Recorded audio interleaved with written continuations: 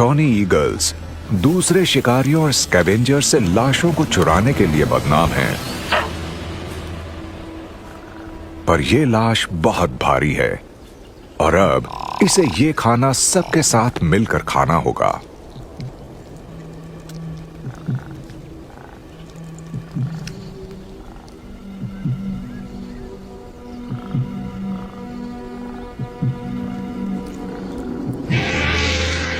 पर एक वापस आ रहे रपल्स वल्चर को इसका यहां होना बिल्कुल अच्छा नहीं लगा है।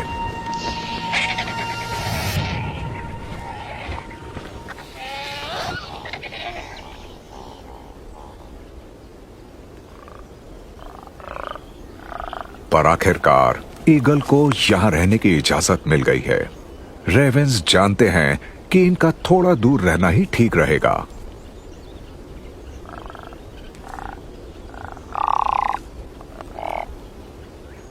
इनके पास धैर्य रखने के अलावा और कोई चारा नहीं है।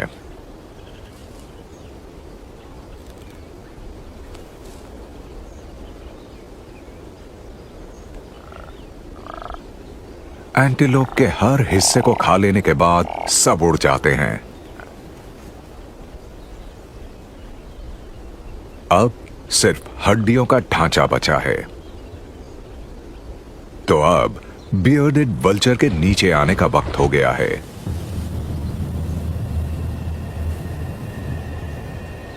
ये पक्षी दुनिया का इकलौता ऐसा जीव है जो लगभग सिर्फ हड्डियां खाता है। इनके बहुत ज्यादा एसिडिक पेट 4 किलो तक की हड्डियों को आसानी से पचा सकते हैं।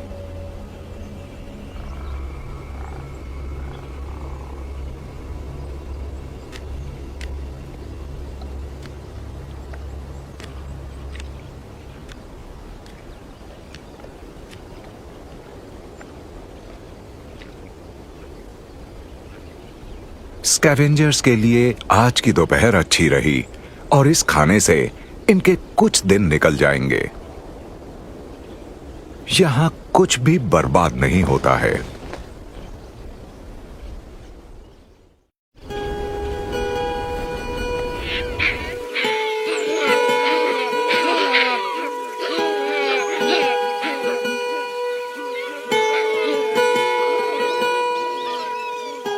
एक निचले प्लेटो पर जेलाडास के लिए खाना खाना बहुत ही फुर्सत का काम होता है।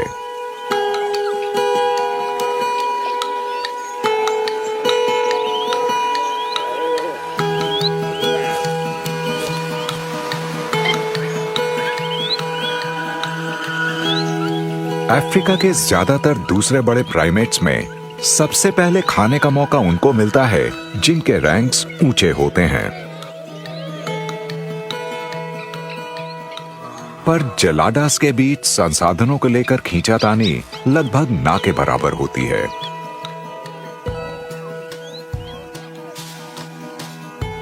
इस झुंड का पेट भरने वाली हरी भरी घास यहाँ की उपजाऊ मिट्टी में बहुत उगती है और इसे धुंध और बारिश से भरपूर पानी भी मिलता है। ये बड़े से बड़े झुंड का पेट भरने के लिए भी काफी है।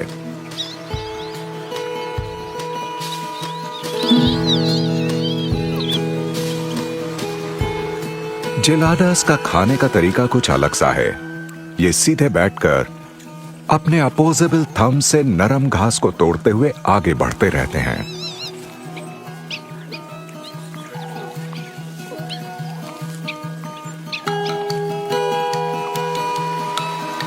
और इनके क्वाड्रिफेड बॉटम्स इनको अच्छी खासी कुशनिंग देते हैं।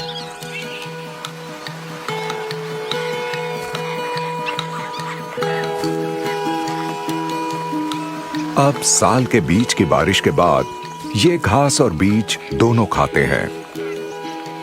आने वाले 1 महीने में कई और घासों में बीज आएंगे और ये ग्रेन जेलाडास की डाइट का 70% हिस्सा बन जाएंगे।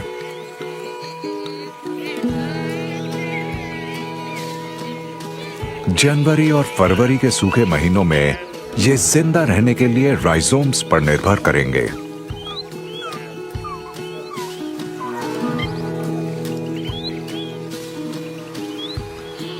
मौसम कोई भी हो, ये अपनी भूख मिटाने के लिए सिमियंस ग्रास पर निर्भर कर सकते हैं।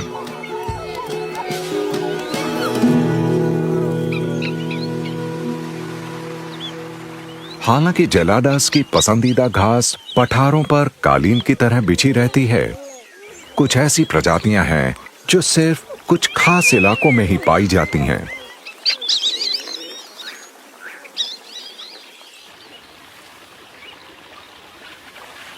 लगभग 4000 मीटर की ऊंचाई पर खूबसूरत रेड हॉट पोकर्स चट्टानों पर जगह जगह दिखाई देते हैं।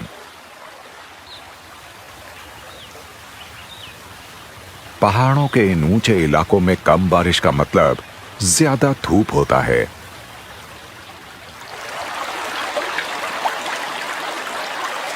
पानी छोटी खाइयों में इकट्ठा होता है और ये पौधे वहां पर बहुत अच्छे से उगते हैं। पर्याप्त रोशनी और नमी की वजह से रेड हॉट पोकर्स पूरा साल खिल सकते हैं।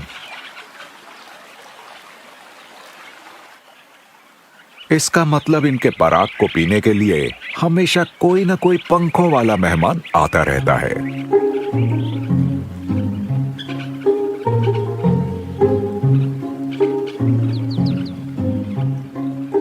उनमें मुख्य लाभार्थी सनबर्ड्स और स्टारलिंग्स हैं।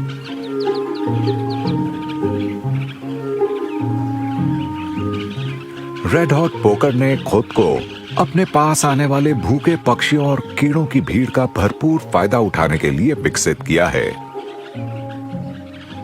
जैसे जैसे पौधा लंबा होता है, इसके फूल बारी बारी खिलते हैं। सारे फूलों के एक साथ ना खिलने से पराग पूरा साल उपलब्ध रहता है। इससे पौधे के पॉलिनेट होने की और प्रजाति के और फलने फूलने की उम्मीद बढ़ जाती है।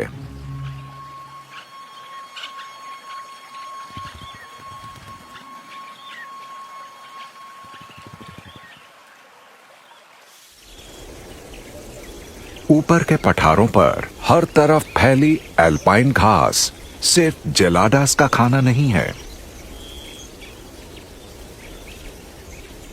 ये एक मादा एबिसिनियन ग्रास रैट का घर है। इथियोपिया और एरिट्रिया में पाई जाने वाली ये प्रजाति इन इलाकों में बड़ी संख्या में पाई जाती है।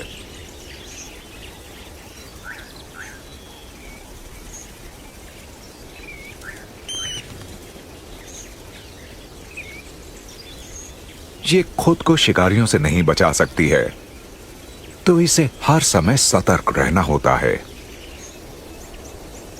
खास तौर पर इसलिए क्योंकि इसे एक बच्चे का ख्याल रखना है।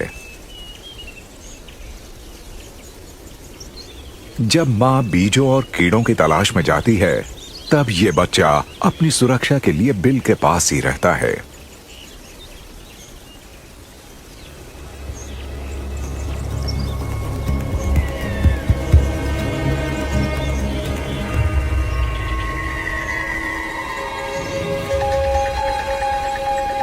धुंध के आने का असर रैट की विजिबिलिटी पर पड़ता है और खास तौर पर मां के लिए खाना ढूंढना और खतरनाक हो जाता है। अच्छा हुआ कि ये जल्दी से घर पहुंच गई है।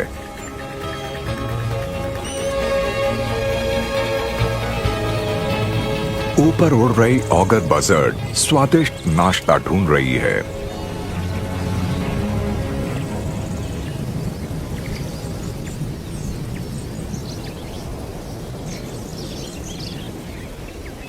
हालांकि इन रोडेंट्स का शिकार पहाड़ों के बहुत से शिकारी करते हैं, पर एक खास जानवर है जो ग्रास रैट को मारने में माहिर है।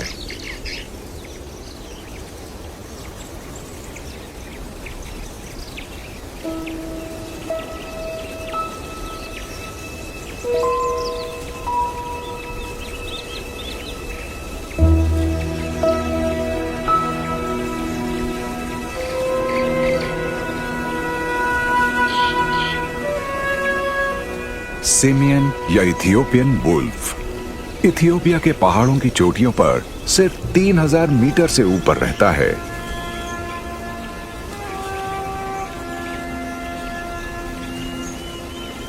इन प्रतिबंधित क्षेत्रों में इनकी संख्या 500 से भी कम है। तो ये दुनिया के सबसे दुर्लभ केनिड और अफ्रीका के सबसे संकटग्रस्त मांसाहारी हैं।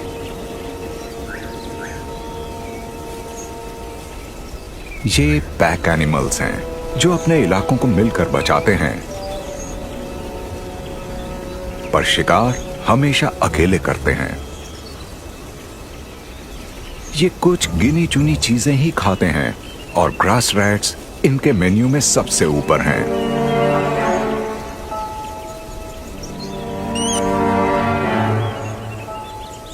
अपने लंबे स्कल की वजह से ये वुल्फ रैट के बिल के अंदर तक पहुंच सकते हैं।